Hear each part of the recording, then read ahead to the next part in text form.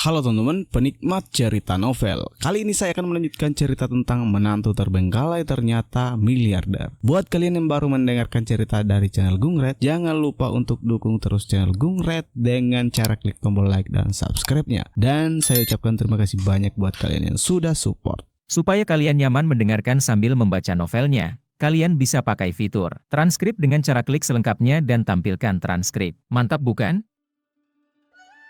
Bab 566. Adinata tahu bahwa yang ingin ditanyakan Davi Sakti adalah rahasia keluarga Brahma, tetapi Adinata tidak berniat memberitahunya secara langsung. Aku mendapat banyak keuntungan. Apa maksudmu? Adinata sengaja berpura-pura tidak mengerti. Davi Sakti tertawa dan berkata, Adinata, kamu tahu apa yang saya bicarakan. Saya mendengar bahwa kamu telah menyelesaikan misi pelatihan terakhir dan menangkap saudara kedua kamu. Kakekmu seharusnya memberitahumu rahasia keluarga Brahma, MU. Adinata bertanya, apakah kamu yakin keluarga Brahma kita punya rahasia? Davi Sakti tersenyum dan berkata, setelah Charlister kembali dari Inggris, dia datang menemui saya dan berkata bahwa dia pergi untuk bertanya pada kakak laki-laki tertua Anda. Kakak laki-laki tertua Anda mengatakan bahwa keluarga Brahma Anda tidak memiliki rahasia sama sekali. Semuanya mengarang misteri, sengaja membiarkan orang luar menganggap Anda sangat kuat. Adinata berkata, itu saja, apakah kamu tidak percaya? Davi Sakti berkata, tentu saja saya tidak mempercayainya. Saya telah mengenal kakekmu selama beberapa dekade, dan diam-diam saya telah mengamati pergerakan keluarga Brahma Anda selama beberapa dekade, bahkan sejak Anda belum dilahirkan. Aku sangat yakin dengan kekuatan tersembunyi keluarga Brahma, MU. Dan hari ini, aku akhirnya membuktikan dugaanku selama bertahun-tahun. Adinata tercengang dan tidak tahu apa maksud Davi Sakti dengan mengatakan ini. Pada saat ini, Davi Sakti tiba-tiba mengeluarkan ponselnya dan menyerahkannya kepada Adinata. Penglihatan saya tidak terlalu bagus dan saya tidak dapat menggunakan ponsel secara efisien. Tolong bantu saya membuka WeChat di ponsel. Ada pesan terbaru di dalamnya, yaitu video. Anda membukanya untuk melihatnya. Adinata mengambil ponsel Huawei Davi Sakti dengan curiga, dan Davi Sakti mempercayainya dan memberitahu dia kata sandi buka kuncinya. Setelah menyalakan teleponnya, dia melihat seseorang mengiriminya video pada sore hari. Mengklik video untuk menonton, Adinata langsung terkejut. Isi video tersebut ternyata adalah adegan Adinata menerbangkan Porsche 888 di jalan tertutup saat balapan bersama Huazi di sore hari. Bagaimana Davi Sakti bisa mendapatkan video ini? Melihat Adinata sedikit gugup, Davi Sakti tersenyum dan berkata, Adinata, jangan khawatir, tidak ada orang luar yang tahu tentang video ini, saya akan merahasiakannya untuk Anda. Begitu seseorang membocorkan berita tersebut, saya akan segera memblokirnya dan tidak akan pernah membiarkannya menyebar ke internet. Anda harus tahu bahwa saya memiliki kemampuan ini. Ada mata di mana-mana di ibu kota. Jika Anda tidak melindungi segalanya, seseorang dalam kegelapan akan melihatnya. Sangat membantu memiliki koneksi Davi Sakti di ibu kota untuk mendukung Adinata. Davi Sakti mengambil telepon, melihatnya lagi, dan berseru, sungguh menakjubkan, menakjubkan. Teknologi mobil saat ini sebenarnya telah mencapai titik di mana ia dapat digunakan baik di darat maupun di pesawat terbang, dan dapat terbang di angkasa. Jika bukan karena kamu, kurasa aku tidak akan bisa menunggu saat mobil akan terbang di langit. Melihat ini, Adinata berhenti menyembunyikannya, ya, keluarga Brahma kami memang memiliki kekuatan tersembunyi, dan mobil yang Anda lihat hanyalah sebagian saja. Namun, keluarga Brahma kami bukan satu-satunya yang memiliki kekuatan seperti itu, ada keluarga lain juga. Davi Sakti terkejut, oh, apakah ada keluarga lain? Keluarga apa yang ada di sana? Adinata berkata, sedangkan di Asia, ada juga keluarga Peu dari negara dingin dan keluarga Miyamoto dari negara kepulauan. Tahukah Anda tentang kedua keluarga ini? Davi Sakti menggelengkan kepalanya, saya kenal banyak keluarga terkemuka di negeri Han dan negeri pulau, tapi saya belum pernah mendengar tentang kedua keluarga ini. Tampaknya kedua keluarga ini, seperti keluarga Adinata, tersembunyi dengan baik. Davi Sakti berkata, Adinata, saya pikir keluarga Brahma Anda tidak hanya memimpin dunia dalam hal teknologi, tetapi juga dalam hal kekuatan militer, mungkin juga memiliki teknologi era super. Anda tahu, ini dapat mengubah struktur dunia.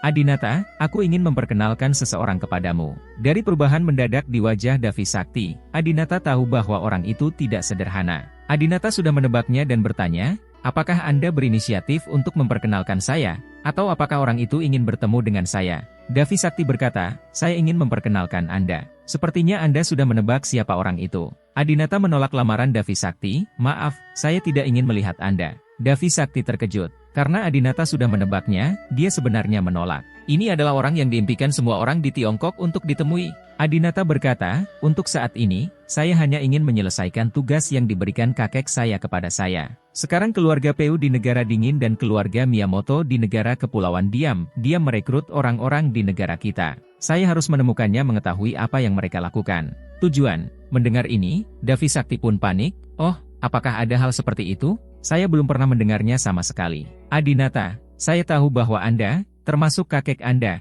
semuanya patriotik, dan kita berada di garis depan yang sama. Orang-orang dari negara Han dan negara pulau tidak akan pernah mengizinkan orang-orang dari negara Han dan negara pulau merencanakan apapun di negara kita. Jika Anda memerlukan bantuan saya dalam masalah ini, tanyakan saja. Adinata mengangguk, terima kasih. Davi Sakti tersenyum dan menepuk bahu Adinata dan berkata, "Nak, aku punya firasat bahwa kamu pasti akan menjadi kejayaan negara kami di masa depan." Meskipun Adinata tumbuh di luar negeri, banyak anak yang tumbuh di luar negeri memiliki pemahaman dan kasih sayang yang samar-samar terhadap tanah airnya. Aku bahkan tidak tahu yang mana tanah airku. Namun, ketiga bersaudara Adinata selalu diajari bahwa mereka adalah orang Tionghoa. Kakek Adinata telah melatih mereka sejak mereka masih muda, membuat mereka bangga atas kejayaan Tiongkok dan malu atas aib Tiongkok. Sebelumnya, Adinata tidak mengerti alasannya. Tapi sekarang aku memikirkannya, sepertinya aku bisa memahaminya. Jika Chonghai Brahma pergi, Adinata dan tiga lainnya akan mengendalikan properti rahasia keluarga Brahma, yang dapat mempengaruhi tren dunia. Jika Adinata dan yang lainnya tidak memiliki rasa memiliki dan identifikasi dengan Tiongkok, mereka mungkin tidak akan membantu Tiongkok. Dalam beberapa tahun terakhir, Tiongkok telah membuat kemajuan pesat dalam berbagai teknologi, dan sebelum menghubungi Chonghai Brahma, dia mengatakan bahwa dia menjadi sasaran keluarga lain di konferensi 8 keluarga besar dan terpaksa pindah dari Tiongkok ke Inggris. Adinata berpikir, apakah ada hubungan antara hal-hal ini? Adinata tersenyum dan mengangguk, jangan khawatir. Apakah itu aku atau saudaraku, kami akan menjadikan Tiongkok kejayaan dunia. Saya dapat menjelaskan kepada Anda bahwa saya memang berada di pihak yang sama dengan Anda. Setelah mendengar ini, Davi Sakti menangis, dia memeluk Adinata seperti dia memeluk rekan-rekannya, dan berkata dengan sungguh-sungguh, terima kasih. Keduanya mengobrol lebih dari setengah jam, dan ketika mereka turun, semua orang sudah selesai makan. Callister terpaksa datang ke sini kali ini, jadi setelah makan, dia siap berpakaian dan pergi. Saat ini, Adinata mendatangi Anastasia dan berbisik, sayang, bisakah kamu memberikan fotonya kepada ibumu ketika dia masih muda? Adinata dan Callister memiliki hubungan yang buruk, ibu mertua dan menantu laki-laki telah berkembang hingga mereka bisa saling menampar wajah. Adinata merasa sebagai menantu, agak tidak pantas meminta foto ibu mertuanya, jadi dia memutuskan untuk membiarkan Anastasia melakukannya untuknya. Anastasia memandang Adinata dengan curiga, tidak seharusnya. Bab 567.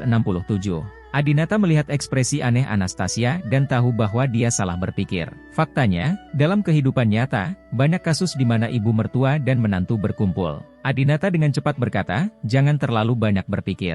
Aku hanya ingin melihat seberapa mirip ibumu denganmu ketika dia masih muda. Anastasia tersenyum manis, oke, tunggu saja. Anastasia menghampiri Callister dan bertanya, Bu, mengapa ibu berpakaian? Apakah ibu ingin kembali setelah makan malam?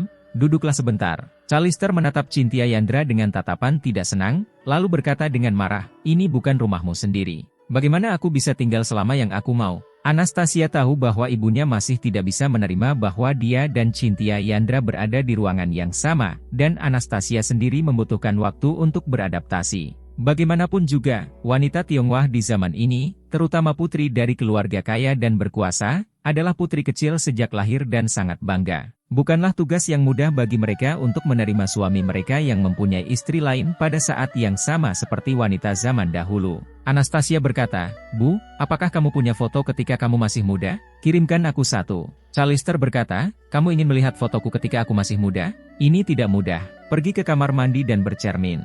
Bu, ketika aku masih muda, aku hanya lebih cantik darimu, tidak lebih buruk dari kamu. Anastasia tertawa, mengetahui bahwa ibunya juga cukup narsis. Oh, Bu, kirimkan padaku, aku ingin melihatnya, kata Anastasia genit. Callister berkata, saya tidak memiliki foto masa muda saya di ponsel saya. Jika Anda ingin melihatnya, Anda harus pulang bersama saya dan melihatnya. Saat ini, Anastasia menatap Adinata dengan canggung. Callister memperhatikan sesuatu dan bertanya, siapa yang ingin melihatnya? Anastasia merasa tidak ada yang tidak bisa dia katakan, jadi dia mengatakan yang sebenarnya, Adinata lah yang ingin melihatnya. Begitu Anastasia mengucapkan kata-kata ini, suasana di seluruh aula tiba-tiba menjadi aneh. Ningsih Sakti, yang berdiri di samping mengagumi kaligrafi dan lukisan, berhenti, dan Callister juga memandang Adinata dengan aneh. Adinata sangat malu, mengapa ayah mertuanya dan ibu mertuanya memandangnya seperti ini. Menantu laki-laki tidak boleh melihat foto ibu mertuanya? Adinata dengan cepat melangkah maju untuk menjelaskan. Ya, saya sering mendengar Anda mengatakan bahwa Anastasia persis seperti Anda ketika Anda masih muda, jadi saya ingin melihat seperti apa Anda ketika Anda masih muda. Ningsih Sakti tersenyum dan berkata, jangan dengarkan omong kosong Callister. Bagaimana dia bisa dibandingkan dengan Anastasia ketika dia masih muda?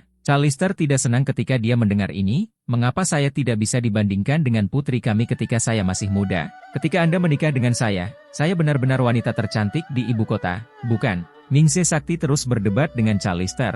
Di era itu, tidak banyak wanita cantik di ibu kota. Menjadi orang nomor satu tidak membuktikan apapun. Ada begitu banyak wanita cantik sekarang dan ada begitu banyak persaingan.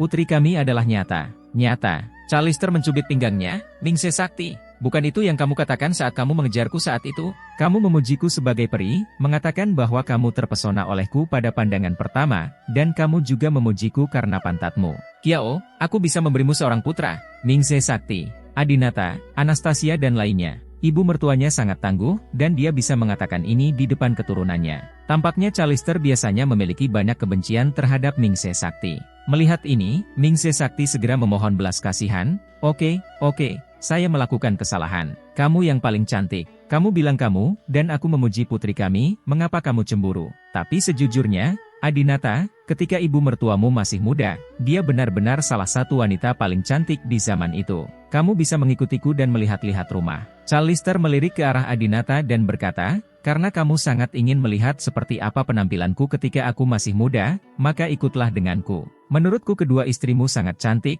jadi menurutku kamu juga menilai orang dari mereka. Penampilan, kawan. Aku harap setelah kamu melihat foto-fotoku ketika aku masih muda dan mengetahui penampilanku di masa lalu, kamu akan lebih sopan kepadaku di masa depan dan tidak menamparku di setiap kesempatan. Callister kembali menyinggung masalah ini. Tampaknya jika menantu laki-laki memukul ibu mertuanya sekali, itu akan dikenang seumur hidup. Segera, Adinata, Anastasia, dan Callister kembali ke villa tempat Callister pertama kali berada. Sesampainya di kamar Callister menemukan album foto di meja samping tempat tidurnya. Album foto ini sepertinya sudah cukup tua dan mungkin sudah punah di zaman sekarang. Callister mengobrak-abriknya, lalu mengeluarkan foto dan menyerahkannya kepada Adinata. Ini adalah foto yang saya ambil pada ulang tahun saya yang ke-20. Coba lihat. Adinata mengambil foto periode ini. Meski fotonya sudah agak tua dan gambarnya tidak setinggi sekarang, Adinata tetap terkesima saat melihat wanita di foto itu. Callister di dalam mengenakan rok panjang duduk di tangga dengan menyilangkan kaki, karena roknya dibelah, kaki rampingnya terlihat jelas. Saat itu, Callister jauh lebih kurus dibandingkan sekarang. Gaya rambut Callister juga sangat feminim di tahun 1980-an, sedikit bergelombang dan memiliki senyuman yang menawan. Melihat wajah awet muda itu, Adinata sungguh takjub. Sangat cantik. Bagi wanita, usia memang musuh terbesarnya. Tidak peduli seberapa kaya Callister dan seberapa baik dia menggunakan produk perawatan kulit, dia sekarang berusia 40 tahun dan dia tidak bisa terlihat seperti ketika dia berusia 20 tahun. Melihat Adinata tertegun, Callister tidak bisa menahan senyum bangga. Bagaimana kalau, menantuku yang baik, aku cantik ketika aku masih muda, bukan? Apakah aku mirip Rosamund Guan Xilin? Adinata tertegun sejenak. Callister menutupi dahinya. Oh, anak-anak zaman sekarang tidak tahu siapa Guan Xilin. Saya sedang berbicara tentang seorang bintang. Menurut saya bintang yang paling cantik. Jika Adinata pernah melihat foto Guan Xilin ketika dia masih muda, dia akan menemukan bahwa dibandingkan dengan bintang besar ini, Callister benar-benar setara dengannya ketika dia masih muda. Pemandangan yang bagus. Adinata memegang foto itu dan tidak bisa tidak mengaguminya. Anastasia juga menghela nafas. Oh, ibuku sangat cantik ketika dia masih muda. Menurutku aku tidak secantik kamu. Callister sangat bahagia sehingga kemarahannya di siang hari langsung terhapus oleh pelangi sanjungan. Callister tersenyum lebar dan mengambil foto itu. Kalian berdua hal kecil. Kalian mengacaukanku di siang hari. Jadi kalian pikir kalian akan menemukan alasan untuk memujiku dan menyelesaikannya di malam hari? Kalian tidak menurutku begitu. Cantik. Callister mulai berpikir bahwa permintaan Adinata untuk melihat fotonya hanyalah sebuah alasan, dan dia hanya ingin mengambil kesempatan untuk memujinya. Namun, Adinata benar-benar datang untuk meminta fotonya. Adinata memandang Callister dengan serius. "Bu, bisakah kamu memberiku foto ini?" Callister tertegun sejenak. "Mengapa kamu menginginkan fotoku?" Adinata merasa pusing untuk beberapa saat, pikirannya berpacu, dan dia tidak bisa memikirkan alasan yang masuk akal. Alasan apa yang harus diberikan oleh menantu laki-laki yang menyembunyikan foto ibu mertuanya? Bab 568. Adinata benar-benar tidak pandai menghadapi adegan seperti itu dan tidak tahu alasan apa yang harus digunakan. Adinata berkata, "Saya tidak memintanya, saya meminjamnya selama 2 hari, dan saya pasti akan mengembalikannya kepada Anda dalam 2 hari. Callister masih merasa aneh, "Mengapa kamu meminjam foto saya?" Adinata tidak ingin memberitahu Callister tentang orang Han, jadi dia berkata, "Lihat saja." "Callister, lihat, di mana mencarinya?" Adinata terdiam lagi. "Di mana kamu menemukan foto ini? Apa maksud Callister dengan ini?" Anastasia juga berkata, "Bu, Adinata mungkin hanya ingin menghargai kecantikanmu ketika kamu masih muda. Aku tahu karakter Adinata dengan sangat baik, dan dia tidak akan pernah melakukan apapun yang tidak sopan padamu." "Tindakan tidak sopan?" Adinata tercengang. "Anastasia, apa maksudmu dengan ini? Perilaku tidak sopan apa yang akan saya lakukan terhadap ibumu?" Suasana di tempat kejadian tiba-tiba menjadi sangat canggung. Callister, yang selalu kuat di depan menantunya, memerah karena malu. Baru kemudian Adinata menyadari apa yang dikhawatirkan oleh Callister dan Anastasia. Ternyata mereka khawatir Adinata memikirkan Callister. Ya Tuhan, ini sangat polos. Pria sederhana seperti Adinata hanya memiliki rasa hormat dan jijik pada Callister, dan tidak mungkin dia memiliki pikiran tidak bermoral. Adinata segera meyakinkan, "Bu, aku benar-benar hanya ingin melihat fotonya." Callister, yang selalu fasih berbicara, menjadi ragu-ragu dan perlahan menyerahkan foto itu kepada Adinata. "Bagaimana dengan itu? Karena kamu ingin melihatnya, kamu dapat mengambil fotonya." "Terima kasih, Bu." Adinata mengambil foto dan mengucapkan terima kasih. "Callister, jangan mengotori foto itu." Anastasia, Adinata, suasana di tempat kejadian kembali menjadi aneh. Callister berkata, "Maksudku, sudah lama tidak ada orang yang tinggal di rumahmu, dan sangat berdebu." Adinata, "Oh, saya sudah menyewa petugas kebersihan. Seluruh rumah akan dibersihkan besok. Jangan khawatir, saya akan mengembalikan foto-foto itu kepada Anda dengan bersih." Awalnya, Adinata dan Anastasia ingin minum teh di rumah ibu mertua mereka sebelum pergi, tetapi suasana pertemuan ini terlalu aneh. Adinata dan Anastasia mengambil fotonya dan pergi dalam waktu 5 menit. Panggilan. Adinata keluar dari rumah ibu mertuanya dan kembali ke Porsche 888 miliknya, menghela nafas lega. Ia benar-benar tidak menyangka kalau meminta foto ibu mertuanya bisa begitu menggetarkan. Saat ini, Anastasia, yang duduk di kursi penumpang, menepuk lengan Adinata dan bertanya, "Suamiku, katakan sejujurnya, apakah kamu tertarik pada ibuku?" Adinata hampir melompat. "Sayang, bagaimana kamu bisa mempunyai pemikiran seperti itu? Dia adalah ibumu dan ibu mertuaku. Bagaimana aku bisa memiliki pemikiran yang tidak bermoral terhadapnya?" Faktanya, Adinata adalah orang yang relatif tradisional, apalagi ibu mertuanya, meski dia adalah saudara perempuan jelita, Maktika, yang merupakan mantan saudara iparnya. Adinata enggan terlalu dekat padanya dan selalu menjaga jarak. Jika keluarga Wibisana tidak menyakiti Adinata begitu dalam dan Adinata ingin membalas dendam pada keluarga Wibisana melalui Maktika, dia tidak akan memiliki hubungan dengannya. Anastasia secara alami mengetahui karakter Adinata dan bertanya dengan rasa ingin tahu, "Lalu mengapa kamu menginginkan foto ibuku?" Anastasia adalah istri Adinata, dan dia adalah satu-satunya istri yang dinikahi Adinata saat ini. Adinata berencana untuk memberitahunya rahasia keluarga Brahma. Adinata memegang tangan Anastasia dan berkata, "Sayang, sekarang aku ingin memberitahumu sesuatu, ini tentang rahasia keluarga Brahma. Kamu adalah istriku dan sekarang juga anggota keluarga Brahma. Kamu berhak untuk laik mengetahuinya semua ini." Melihat Adinata tiba-tiba menjadi serius, Anastasia juga menjadi sedikit gugup dan mengangguk dengan serius. Adinata berkata, "Rahasia keluarga Brahma kami adalah menyembunyikan kekuatan di berbagai bidang, seperti kedokteran, teknologi, internet, DLL. Perhatikan baik-baik mobil yang kuberikan padamu. Ini bukan versi modifikasi dari Porsche 911. Ini adalah Porsche 888. Ia bisa berubah warna sesuka hati dan terbang di udara." Anastasia tertegun sejenak, mobilnya bisa terbang. Adinata melihat sekeliling, tetapi tidak ada seorang pun di sana, dan berkata, "Saya akan mengajak Anda mengalaminya." Adinata segera menyalakan mode penerbangan, dan mobil langsung terangkat ke udara. Anastasia ketakutan. Sebelumnya, Anastasia bertanya-tanya mengapa Adinata menerbangkan Porsche 911 yang bisa dilihatnya kemana-mana. Ternyata mobil ini sama sekali bukan Porsche 911, melainkan model masa depan yang tidak bisa dibeli di toko 4S manapun di dunia. Adinata hanya mendemonstrasikannya sejenak sebelum berhenti di tanah lagi. Anastasia menutup mulutnya karena terkejut. Ya Tuhan, ini sungguh indah. Kapan Porsche 888 akan keluar? Kapan mobil seperti ini akan umum di jalanan? Adinata tersenyum dan berkata, mungkin 10 tahun, mungkin 20 tahun, mungkin 100 tahun. Itu tergantung kapan 8 keluarga rahasia kita akan membagikan manfaat kepada dunia. Sayang, kamu mungkin tidak tahu bahwa semua teknologi canggih di dunia ini dikendalikan oleh 8 keluarga besar kita. Bisa dikatakan kitalah yang mengendalikan dunia. Anastasia tampak terkejut. 8 keluarga besar. Selain keluarga Brahma Anda, apakah ada keluarga lain? Adinata mengangguk. Selain keluarga Brahma kami, keluarga lain termasuk keluarga Park di negara dingin, keluarga Miyamoto di negara kepulauan, dan keluarga Ross dan George di Amerika Serikat, keluarga Inggris Addington, keluarga Jerman House, dan keluarga Swiss Smith. Anastasia mendengarkan dengan sama. Anastasia belum pernah mendengar tentang keluarga besar ini. Mereka memang sama tersembunyinya dengan keluarga Brahma.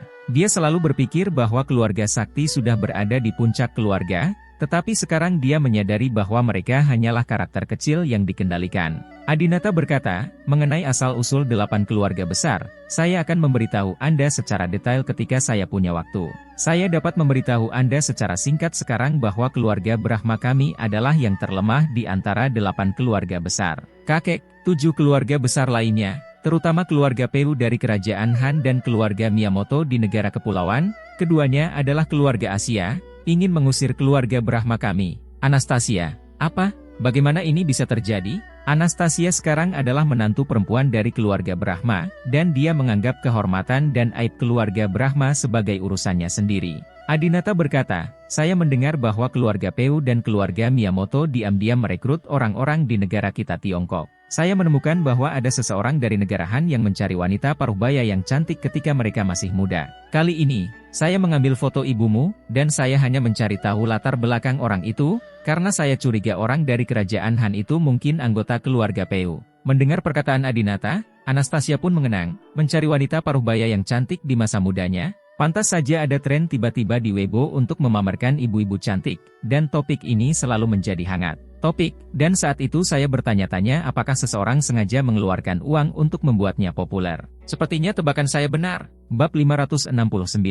Adinata mengangguk. Orang Han pasti tidak hanya mencari orang seperti Huazi. Mereka sangat kaya sehingga mereka menghabiskan uang untuk membeli topik di internet sehingga netizen yang bodoh bisa memamerkan ibu mereka. Foto masa mudaku. Saat itu, masyarakat kerajaan Han bisa duduk santai menikmati hasil jerih payahnya, memilih yang memenuhi persyaratan, lalu mendapatkannya dengan berbagai cara. Adinata meletakkan tangannya di kepala Anastasia dan tersenyum sayang. Jadi, aku tidak memikirkan ibumu.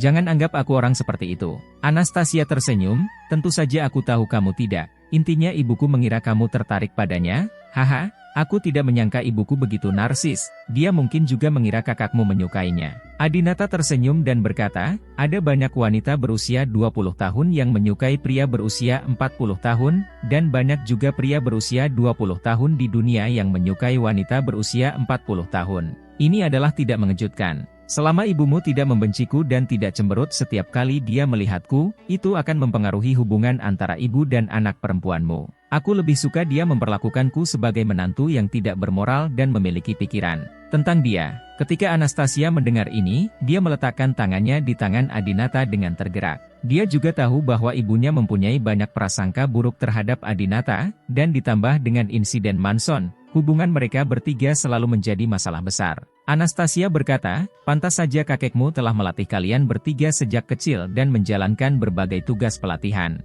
Ternyata yang kalian warisi adalah kekayaan yang bisa mengubah seluruh dunia. Suamiku, tiba-tiba aku menjadi sangat gugup. Jika pada akhirnya kamu adalah orang yang bertanggung jawab atas keluarga Brahma, apakah ini berarti setiap gerakanku, sebuah tindakan kecil, dapat mempengaruhi seluruh dunia? Adinata mencubit wajah Anastasia sambil tersenyum dan berkata, ya, jika suatu hari Anda dan saya bertengkar dan Anda marah dan meluncurkan Porsche 888 ke pasar, seluruh industri otomotif global akan meledak. Anastasia merasa takut sekaligus merindukannya. Wanita mana yang akan menolak status seperti itu? Anastasia bertanya lagi, kalau begitu anakmu, maksudku kamu dan putra jelita, apakah dia juga akan mewarisi tanggung jawab untuk mendominasi dunia? Tiba-tiba aku iri pada jelita. Jika dia tahu, putranya akan mampu mempengaruhi arah dunia akan membuatnya gila karena gembira. Anastasia benar. Jelita selalu sombong, mengejar status sosial yang tinggi dan ingin dikagumi oleh orang lain. Jika dia mengetahui rahasia keluarga Brahma dan mengetahui bahwa putranya akan menjadi penguasa dunia di masa depan, dia pasti akan merasa lebih menakjubkan tentang dirinya sendiri. Adinata berkata, kakek dan ayah saya agak patriarkal, tapi menurut saya laki dan perempuan adalah sama. Bahkan jika itu untuk mewarisi tujuan besar, bahkan jika itu adalah masalah yang mempengaruhi struktur dunia, saya percaya bahwa wanita juga bisa melakukan hal yang sama. Bagus sekali. Anak yang diberikan Jelita kepada saya masih kecil. Sisi sudah berusia 4 tahun. Saya ingin fokus membesarkan Sisi mulai sekarang. Bagaimana menurut Anda? Anastasia benar-benar tidak menyangka bahwa Adinata ingin Sisi menjadi pewaris utama generasi keempat keluarga Brahma. Anastasia adalah seorang gadis dari ibu kota dan tidak pernah merasa rendah diri dengan laki-laki, dan Sisi semakin mengikutinya. Anastasia mengangguk. Ya. Sisi pasti akan melakukan pekerjaannya dengan baik. Keesokan paginya, Adinata bangun sendirian di kamar. Tadi malam, dia ingin memeluknya dan menikmati momen yang tidak bisa dinikmati pria biasa. Siapa sangka saudara perempuan Cynthia Yandra dan Anastasia tidur bersama dan mengunci pintu dengan rapat untuk mencegah Adinata masuk. Tidak ada cara lain. Adinata hanya bisa menangkap Anastasia yang sendirian setelah bangun tidur, menyeretnya ke kamarnya, dan memutar drama di ruangan kecil yang gelap itu lagi. Setelah itu, Anastasia dengan senang hati mendandani Adinata sendiri, mengatur pakaian dan gaya rambutnya, lalu berkata kepada Adinata, "Suamiku, semoga kamu beruntung. Saya harap kamu dapat mengetahui tujuan orang Han." Adinata tersenyum, mengambil foto Charlister, dan pergi. Tidak lama kemudian, Adinata dan Huazi bertemu, dan mereka bergegas ke klub pribadi tempat rekan senegaranya Han itu berada. Klub ini sangat tersembunyi, tidak berada di kawasan perkotaan yang ramai, dan tidak terlihat mewah dari luar. Tetapi ketika Anda berjalan ke lantai tempat rekan senegaranya Han berada, Anda akan melihat bahwa kaca, pintu, dan dekorasi semuanya ada. Sangat mewah. Seperti yang kita ketahui bersama, orang-orang dari kerajaan Han sangat suka berdandan, dan desain rumahnya satu tingkat lebih tinggi daripada di negara Cina. Sebagian besar toko di Huaguo sama dan tidak memiliki ciri khas, namun saat Anda berjalan di jalanan Hangguo, semuanya sangat berbeda. Desain dekorasi setiap toko unik dan sangat indah. Orang Han mengundang orang Tionghoa untuk menjamu mereka, dan Adinata serta Huazi menunggu setengah jam sebelum mereka dipanggil. Ketika dia datang ke kamar Han Guoren, Adinata melihat seorang pria standar Han Guoran mengenakan jas, dengan sosok yang baik dan berkacamata. Ini bukan pertama kalinya Huazi dan rekan sebangsa Han ini bertemu. Dia mengambil inisiatif untuk melangkah maju, saling berpegangan tangan, dan berkata, "Lama tidak bertemu, izinkan saya memperkenalkan kepada Anda. Ini adalah orang yang saya disebutkan kepadamu, Tuan Brahma." Adinata juga berjabat tangan dengan pihak lain. Orang-orang Han sangat lugas dan bertanya, "Tuan Brahma, apakah Anda sudah membawa foto ibu mertua Anda?" Adinata mengeluarkan foto Charlister dari sakunya dan menyerahkannya kepada Han Guoren. Kali ini, Huazi memperkenalkan dari samping, Bibi Zhang adalah wanita tercantik di ibu kota kita ketika dia masih muda. Dia pasti akan memenuhi persyaratanmu. Jika yang ini tidak memenuhi standar, aku akan berdiri di atas kepalaku dan makan ayah. Han Guoran melirik foto itu, mengangguk, lalu berkata dengan serius, "Apakah itu memenuhi standar atau tidak? Saya bahkan tidak perlu memberitahu Anda. Itu tergantung bos saya. Tunggu sebentar, dan saya akan memberitahu Anda. Kirim fotonya ke bosku untuk dilihat." Han Guoran memindai foto itu ke ponselnya dan kemudian mengirimkannya. Saat ini, di Hangguo, Seoul, di sebuah rumah pribadi,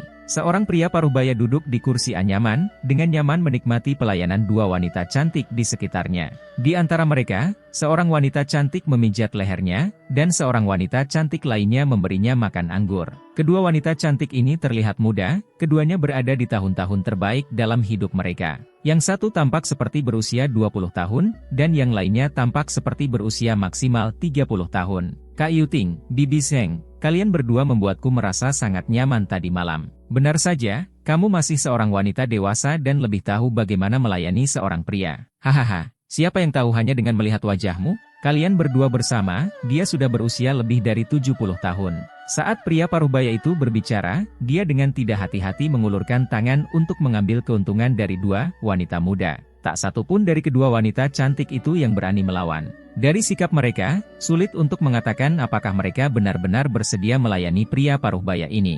Tiba-tiba ponsel pria paruh baya itu berdering. Yang mengeluarkan suara itu bukanlah ponsel yang populer di pasaran, melainkan benda kecil yang bentuknya seperti kartu ban. Pria paruh baya itu melambaikan tangan kanannya, dan isi layar ponsel langsung muncul di depan matanya dalam bentuk proyeksi holografik. Kemudian, pria paruh baya itu melihat foto Charlister ketika dia masih muda. Buah anggur yang baru saja dimasukkan ke mulut tetap di tempatnya sesaat dan tidak ditelan dalam waktu lama. Karena pria parubaya itu tercengang. Ada banyak wanita cantik terkemuka di Tiongkok. Bab 570.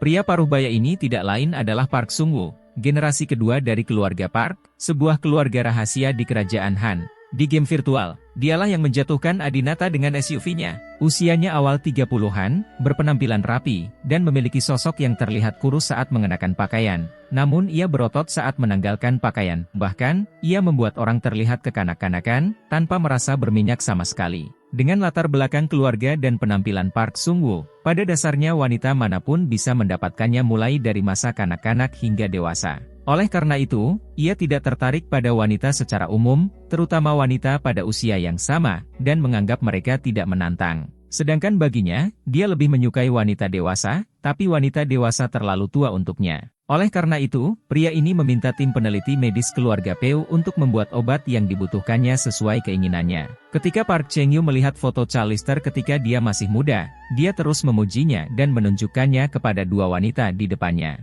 Saudari Yuting, Bibi Sheng, apa pendapatmu tentang bibi obasan dari Tiongkok ini? Bagaimana jika dibandingkan dengan saat kamu masih muda? Usai melihat foto-foto tersebut, kedua wanita itu tak henti-hentinya memujinya. Kecantikan dan temperamennya benar-benar tak tertandingi bagiku. Aku tidak bisa dibandingkan dengannya, dia sangat cantik. Park Cheng-yu tertawa terbahak-bahak. Meskipun saya selalu meremehkan orang Tiongkok, namun jika berbicara tentang keindahan dari Tiongkok dan Han di tahun 1980-an, Tiongkok memang lebih baik. Lin yang relevan di Tiongkok termasuk Carina Lau dan Joey Wong. Kami di negara Han hanya memiliki paling banyak satu Kim Hae-san. Saat dia mengatakan itu, dia melihat foto Charlister lagi dan berkata sambil tersenyum, untuk kecantikan setingkat ini berubah menjadi obasan, itu benar-benar membuang-buang sumber daya. Tuhan memberi saya kemampuan untuk membuat orang menjadi muda kembali.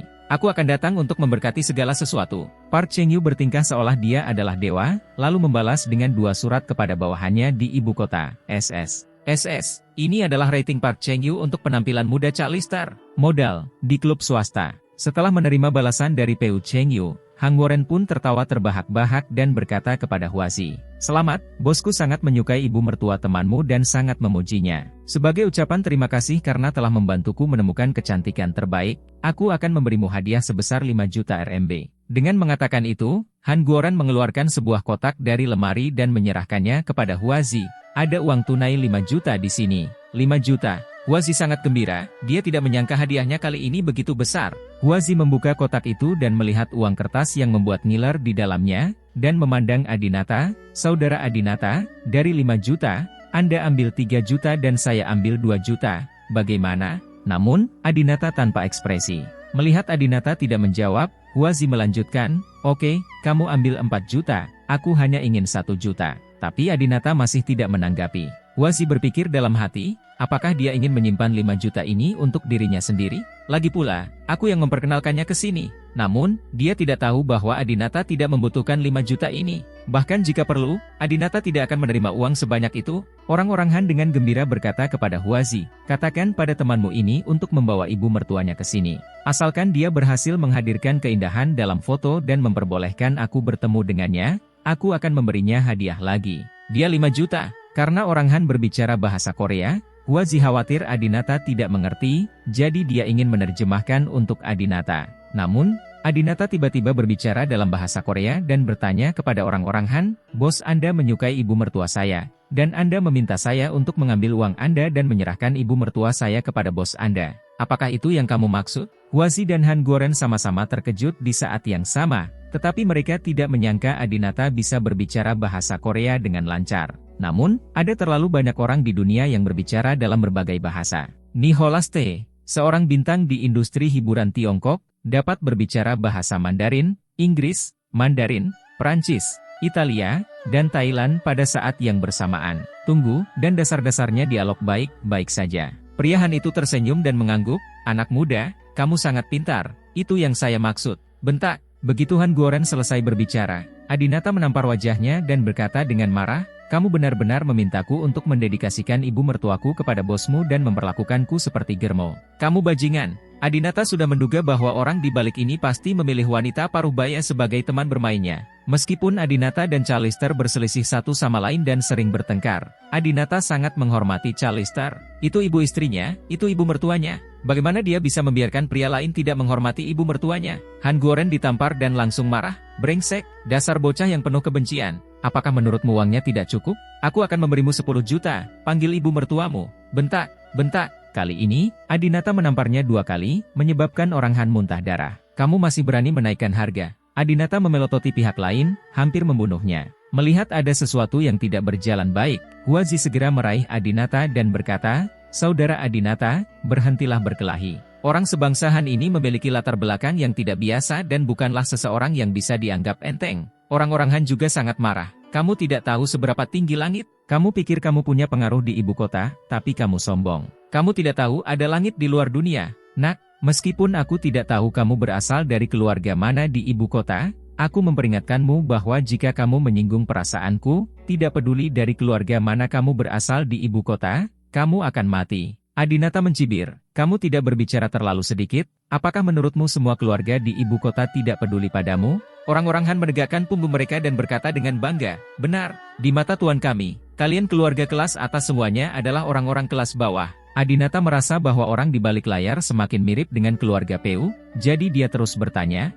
"Oh, gila sekali. Lalu aku ingin tahu, tuanmu termasuk dalam keluarga kerajaan Han yang mana?" Orang Han tertawa dan berkata, "Kamu tidak pantas mengetahuinya." Adinata mendengus dingin dan berkata, "Apakah itu keluarga Peu?" Ketika orang Han mendengar ini, wajah bangga mereka langsung kehilangan senyumannya. "Bagaimana Anda tahu?" Keluarga Peu merupakan keluarga yang tertutup. Belum lagi Adinata yang merupakan seorang Tionghoa, bahkan banyak keluarga lokal di negeri Han yang tidak mengetahui keberadaan keluarga Peu. Oleh karena itu, orang Han tampak kaget, bertanya-tanya dari mana Adinata mendapatkan jawabannya. Atau, dibutakan, orang Han diam-diam berkata di dalam hati mereka, keluarga Peu adalah keluarga yang tertutup. Sangat mustahil bagi anak laki-laki Tionghoa sederhana ini untuk mengetahui keberadaan keluarga Peu. Jadi, orang-orang Han berkata kepada Adinata lagi, "Nak, jangan membuat tebakan sembarangan. Kamu kebetulan mendapatkan nama keluarga yang benar. Lagi pula, nama keluarga Park juga sangat populer di negara Han kita. Itu biasa. Apakah menurut Anda Adinata tertipu?" Adinata tersenyum dan melanjutkan, "Jika tebakanku benar, tuanmu seharusnya bernama Park Cheng-yu, kan?" Setelah mendengar ini, orang Han menjadi pucat.